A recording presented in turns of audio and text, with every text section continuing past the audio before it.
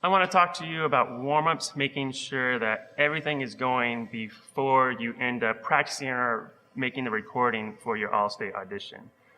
For one, on Bari, it's very important that on the mouthpiece alone, we get a concert D, which is 2 octaves up from middle C. A lot of people will be switching from alto to tenor, and when they get on the mouthpiece alone, if they aren't lowering their pitch to that concert D, their intonation, their response, their resonance, everything will be harder to maintain. So one warm-up is just get the mouthpiece alone, press the concert D, that's 2 octaves up from the middle C, hold it out, try to match the pitch. The next warm-up I like my students to do are the long tones.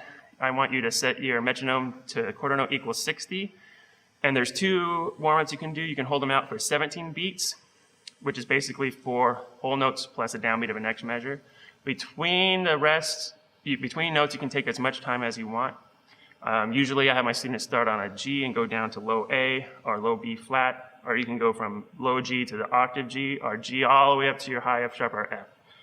The second long tone exercise is 9 beats. However, you only have 1 beat to take a breath, and then you need to go to the next note. And I usually do that on a half a horn. Middle C down to low A or B flat, or middle C up to F or F sharp. Also, warming up is doing things that we can do very slowly to make sure when we actually put things in tempo that our fingers are doing exactly what we want.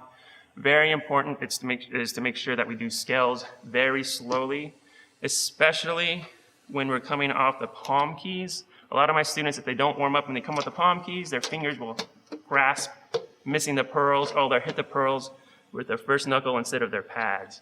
So if you do very slow scales, maybe quarter note equals 60 and eighth notes, making sure that your fingers are moving exactly the way you want and landing on the pads exactly the way you want.